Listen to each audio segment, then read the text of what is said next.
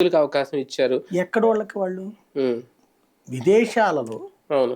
ఎవరి వల్ల సఫర్ అయ్యారు? వాళ్ళు ముస్లింల వల్ల సఫర్ అయ్యారు. అక్కడ ఉమ్, ముస్లింల వల్ల సఫర్ అయిన వాళ్ళకి ఇవ్వక ముస్లింలకి ఇచ్చేది నాకు అర్థం కాల. ఇప్పుడు ఇండియాలో ముస్లింలు ఎవరిని మనం అవతలకు పంపించట్లా.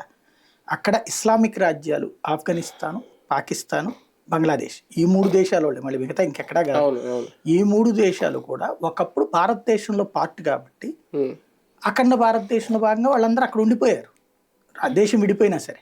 ఉమ్, ఎందుకు అంటే మీ దోవన మీరు బతకచ్చు, మేము మీకు ఇబ్బంది పెట్టమని చెప్పారు. ఉమ్, మన దేశంలో ముస్లింలు కూడా అట్లా వాస్తవంగా ముస్లింలందరి కోసం ప్రత్యేక దేశం అన్నప్పుడు ఇక్కడ వాళ్ళు అటు వెళ్ళిపోవాలి కదా. అవును. లేదు మీ దోవన ఇక్కడ బతకచ్చు అన్నాం. మనం ఇక్కడ ఎవరిని ఏం చేయలే. ఉమ్, వాళ్ళని అక్కడ ఊచకోత కోసారు, శవాలతో రైళ్లు పంపించారు.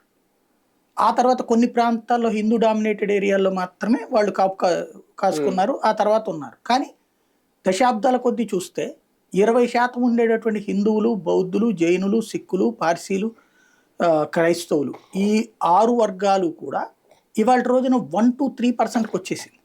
ఉమ్, వాళ్ళని అవసరమైతే రేపులు చేయడం, లేకపోతే మర్డర్లు చేయడం, వాళ్ళ ఆస్తులు లాక్కోవడం, వాళ్ళ పిల్లల్ని ఎత్తుకుపోవడం, ఇట్లా చేసి వాళ్ళని బలవంతం